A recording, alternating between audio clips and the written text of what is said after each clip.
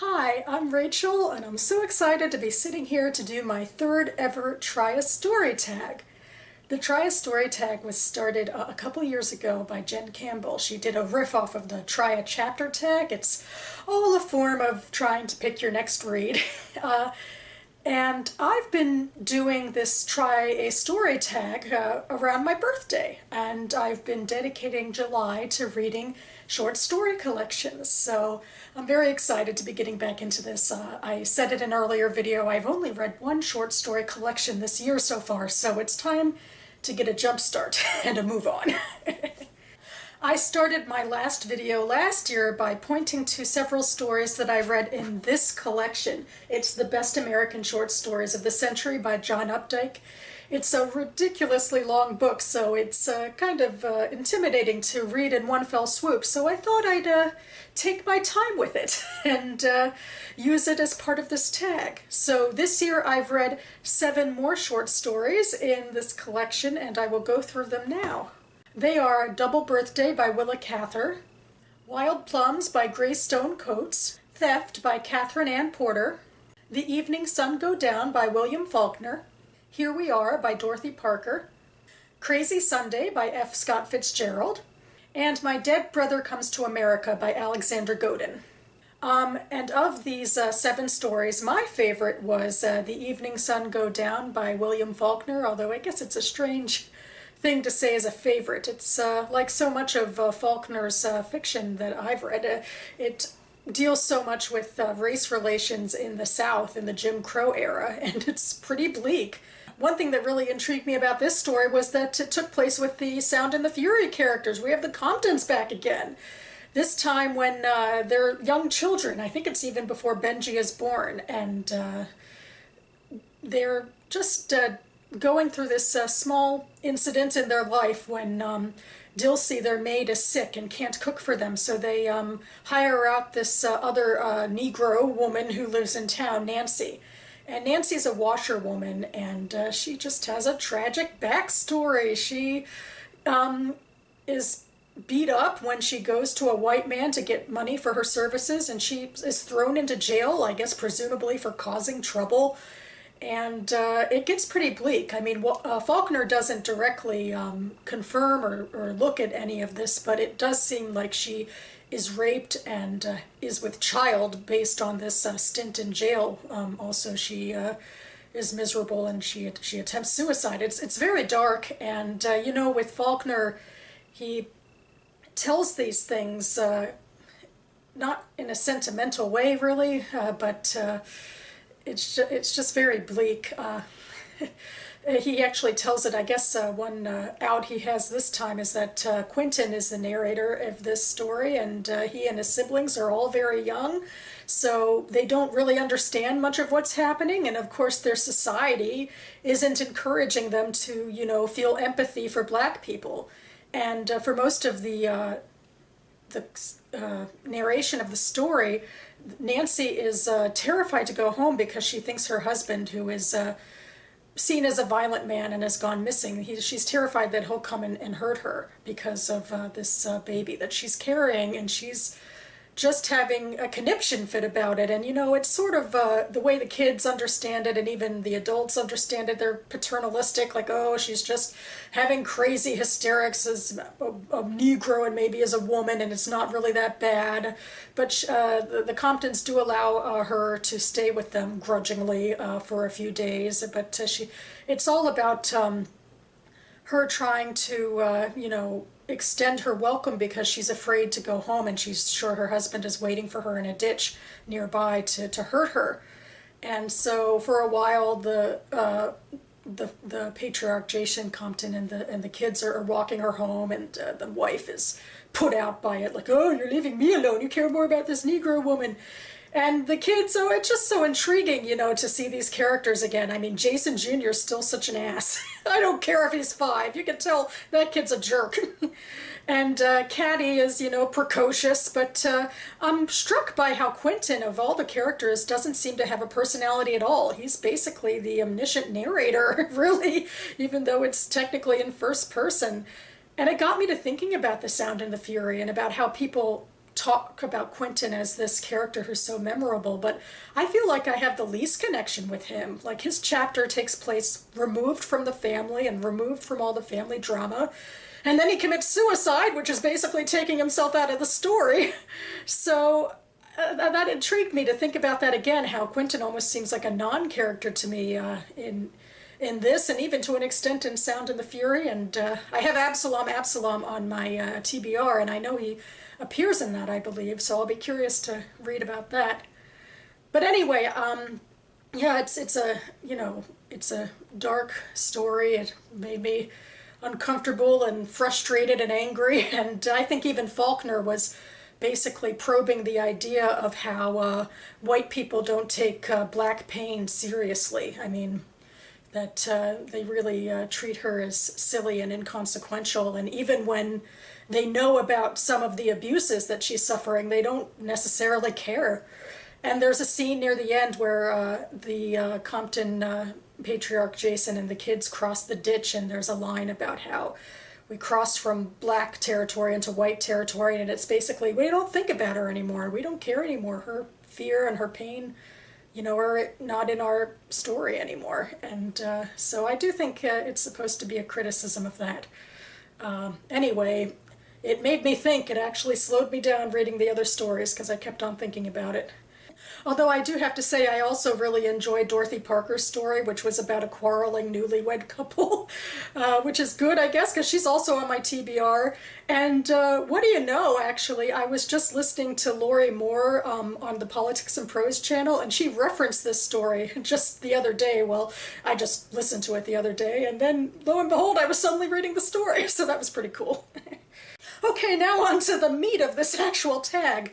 I picked out 5 short story collections, and I'm going to read the first story out of each of the collections, come back, tell you about them, and then ultimately choose the one that I'm going to go ahead with. I will ultimately read them all, but, there always has to be a first.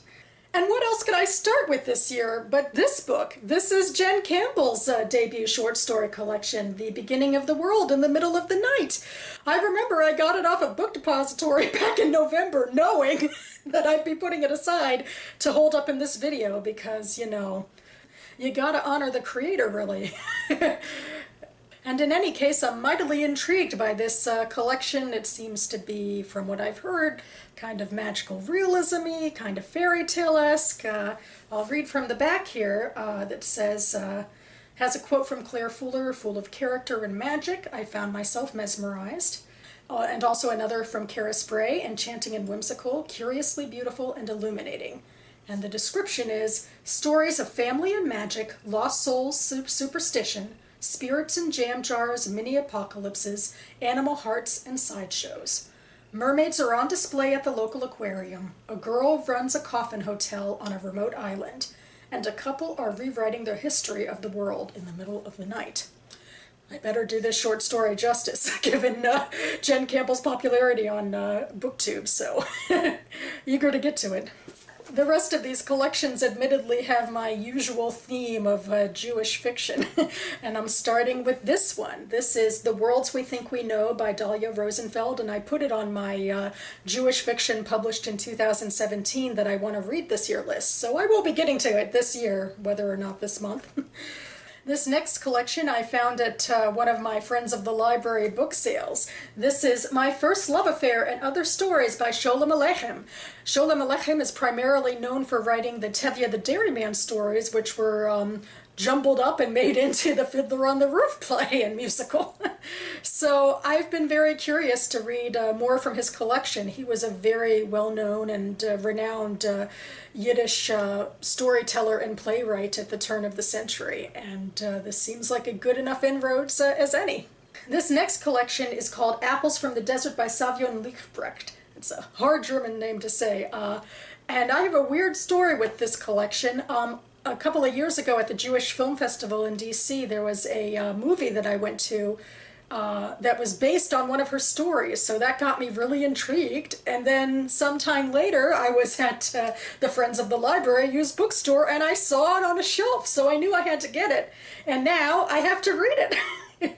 I'm very curious. I'm wondering if the story will remind me of the movie and what else she has to say. Most of these stories, I believe, will take place in Israel.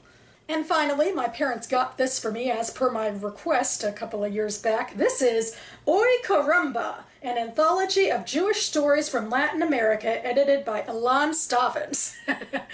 So I think even my mother wants to read this after I finish it, because such a unique topic, not something that most of us would think about, Judaism in Latin America, although Argentina has a very prominent, large population of Jews, one of the largest in the world. And yeah, I really needed to have an excuse to finally get this off of my stack and read it, so here we go. So there we have it for now. I'll be back soon with my thoughts on the first 5 stories from these 5 collections.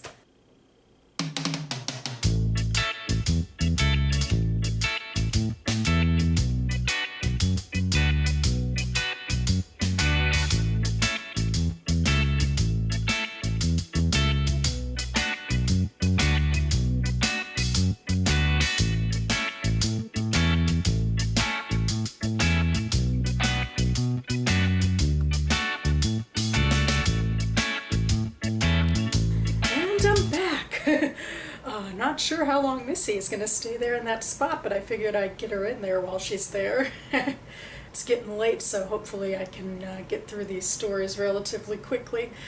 Starting with the first one in this collection, called Animals. It starts out with an arresting image of a woman ordering a heart online. It's sort of the magical realist conceit of the thing where, I guess ostensibly it's supposed to, there's broadcasts in the story about how, hearts are on the market for scientific reasons, like for putting them into people, like to stop heart disease and all of that, but really it seems like a prolonged metaphor for the idea of love. There's a great image somewhere in the middle of the story about the narrator's 2 neighbors who are sort of projecting their supposed love, but they have these glass hearts, so like it's all sort of a facade and very put on rather than realistic and passionate and all of that. But anyway, the narrator is getting this heart for her girlfriend, but throughout the story you get the slow impression that things aren't exactly what they seem to be. There's this sort of surprising act of violence in the middle of the story, and slowly we get to the end and we see that maybe the narrator isn't completely on the level about what's going on in the relationship and what she wants out of getting this heart for her lover. But it's very beautiful. It has a lot of great imagery and allusions to fairy tales, of course, and all about how people are trying to understand how love works, really, and how possession works, perhaps. So I really enjoyed it. Next, ironically, in this collection, I read Swan Street after reading a story about buying the heart of a swan. And I guess in a way I found it rather similar to Jen Campbell's story because it was about the distance between lovers, a geographical and emotional distance in this case, and I don't think I connected to it as deeply, and maybe I was comparing it too much to Jen Campbell's story, which I found more lyrical and moving. But yeah, it's about this man, Misha, who moves from somewhere in the Eastern Bloc of Europe to the United States, and his wife is the narrator, although she doesn't appear in the story too much herself. But he's living on Swan Street and just sort of slowly growing more emotionally disconnected from her and sort of wanting to wander in the West. And so there is that sort of metaphorical or lyrical exploration of wandering, but I guess maybe I just didn't feel as much of an emotional connection to the story. But I am looking forward to reading the rest of this collection. I'm expecting to like the rest more, maybe. Then I read Progress in Kasrilevke by Sholem Aleichem, and it was a long story, or it felt kind of long and exhaustive. It was about 50 pages. And it took place in the city or the town of Kasrilevke.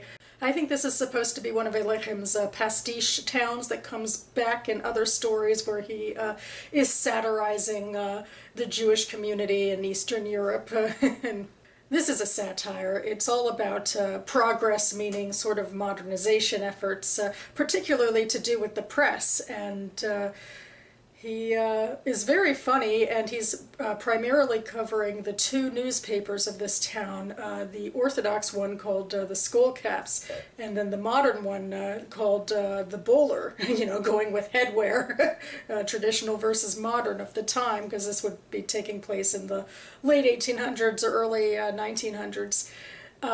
And he's critical just of how bombastic civil discourses between these two newspapers and the people who follow them.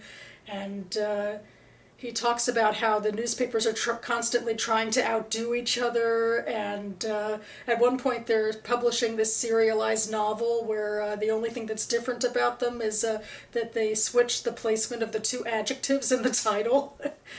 And another one of the philosophical disputes between the two magazines or two newspapers is that the Skullcaps are Hebraicists and the Bowlers are Yiddishists, so the religious language versus a more modern civil language. And so they'd have scholars and members from both of these sects coming in, and they'd be publishing scandalous stories based on their personal beliefs about the people. And it actually made me feel very discomforted about news today, sort of the sensationalist fake news of everybody just sort of sitting in their corners and publishing editorials about just wanting to stay in their narrow lanes and not expand their minds. I don't know, that might be my modern day influence coming into this, but definitely Aleichem seemed to, although he found a humorous bent to talk about all of this, he seemed to be satirizing the idea of how virulently people took to arguing and to being stubborn about things. And that despite the fact that we're in a progressive age, there's a narrowness to civil discourse in this story. It was very thorough and kind of exhausting. Maybe I should have read it slower. I thought it was clever and well done, and I'm looking forward to reading the rest of the collection. The first story in this collection is called A Room on the Roof, and I think it's the type of fiction that I'm most drawn to. It's pretty realist with the emotional impact of the story is largely told through interior monologue. I like the other stories as well, the more magical realism stuff, but this is my usual wheelhouse, and it did not disappoint. It takes place in Israel, where this young mother commissions some Arab workers to build a room on the top of her house while her husband is away, kind of because he wasn't too keen on the idea, so she went behind his back. But the real crux of the story is about the tense relationship between her and as an Israeli woman and them as Palestinian men from the territories. And I just thought that Liebrecht did a great job of not making anyone into a stereotype. There were times when I kind of thought, and maybe I'm biased, that the men were a little grasping in what they expected from her, and it seemed like maybe their work wasn't up to snuff. But at the same time, she was so distrusting a lot of the time, and kind of brusque in her manner with them, and also, didn't take things into account that I thought were pretty obvious, like, maybe they were late because of problems getting in and out of the territories, or why does it matter if you misunderstood where a wedding was that they talked to you about. It's not like, they're lying to you, but there's that sort of cultural stereotype and tension about getting too close to Palestinians and about opinions about who they are, and some of that is wrapped up, I think, into the gender politics of it, that this story might have been very different if the Jewish character was a man rather than a woman, but there's a little subplot through here about her burgeoning relationship with the main worker Hassan, where she does start to see him more as a person as she starts to get to know him better and get to know his backstory. But whether or not the cultural and gender dynamics can be breached, well, you'll have to read the story for that. But I think I was impressed. I thought she did a good job of writing characters across the board who were complex and flawed in a complex and flawed system. And finally, I read Camacho's Wedding Feast, which was written by Alberto Gerchunoff in Argentina in 1910, I believe.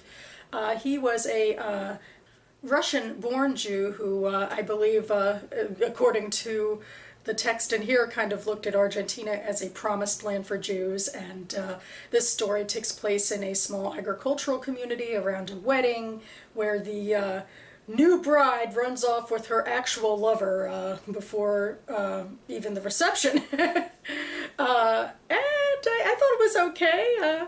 I didn't actually think it was anything very special until maybe the end, where it took on a folkloric tint and the author became a character in his own right, talking about, and he talks about this story as sort of part of the tapestry of Argentine Jewish life, and of course there were Jewish influences through the wedding and all of that, and he was comparing it to Don Quixote and Cervantes. Maybe I don't have enough familiarity with that story. So I thought it was a decent enough story. It didn't really wow me, especially after some of the others, but you know, it's one story by one author of many in the Latin American countries, so I'm definitely still intrigued by the rest of the collection. So that about covers it for me now. Man, her Missy's stay on that ledge didn't last very long, did it? But I'm glad you got to see her. And I'm glad I got to read these collections of stories. I think I always find this tag a little bit exhausting because I read so many different types of stories in such a short order, and usually I read things more slowly, but oh yeah, I do have one final thing to do before I sign off, which is to declare the winner, the story collection that I want to read first. And, well, I think the game was a little bit rigged, but I'm going to be sticking with The Beginning of the World in the Middle of the Night by Jen Campbell. I mean, it's not only because, you know, this is her tag. I actually really did like this story, and I was a little concerned because sometimes this sort of fairy tale magical realism is a little hit or miss for me, but I think this one was grounded enough in reality for me to get a foothold in, and I really liked her language, found it very evocative, found the ideas very evocative, and I'm curious to see where she'll go next. So expect a review soon. In the meantime, happy reading, everyone, whether it's short stories or anything else. Thanks so much for watching, and I'll see you next time.